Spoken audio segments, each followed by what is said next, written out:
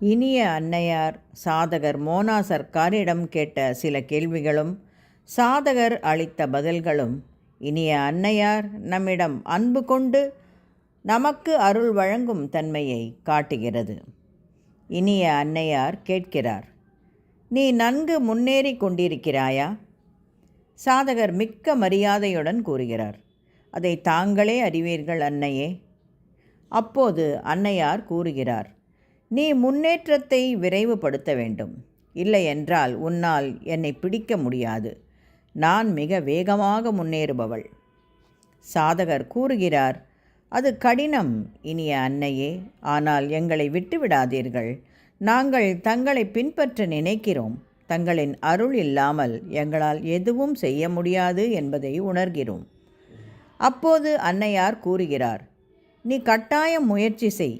ஆனால் நான் உன் இதயத்தில் என்ன உறுதிப்பாடு இருக்கிறது, நீ என்ன செய்ய வேண்டும், நான் பெறும் குறிப்பு என்ன, இவைகளைத்தான் பார்க்கிறேன்.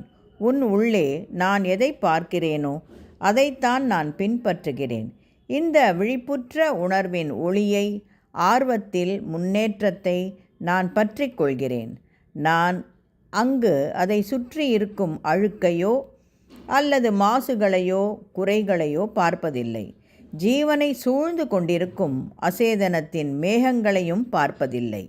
இவை அனைத்தையும் ஒதுக்கி தள்ளிவிட்டு மைய ஜீவனை மட்டும் நான் பார்க்கிறேன்.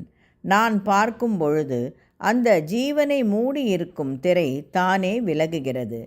அப்போது என்னிடம் ஆன்மா தன்னை வெளிப்படுத்தி கொள்ள முயற்சிப்பதை, வெளிப்பட விரும்புவதை சொல்கிறது. அந்த ஆன்மா தன் ஆர்வம் அனைத்தையும் என்னிடம் சொல்கிறது. இந்த சரணாகதிதான் ஒருவரது முன்னேற்றத்தின் காரணம். அதனால் அந்த மைய ஜீவனுடன் எனக்கு ஒரு தொடர்பு ஏற்பட்டு என் சங்கற்பம் நேரடியாக செயல்பட்டு தேவையான முன்னேற்றத்தை அடையச் செய்கிறது.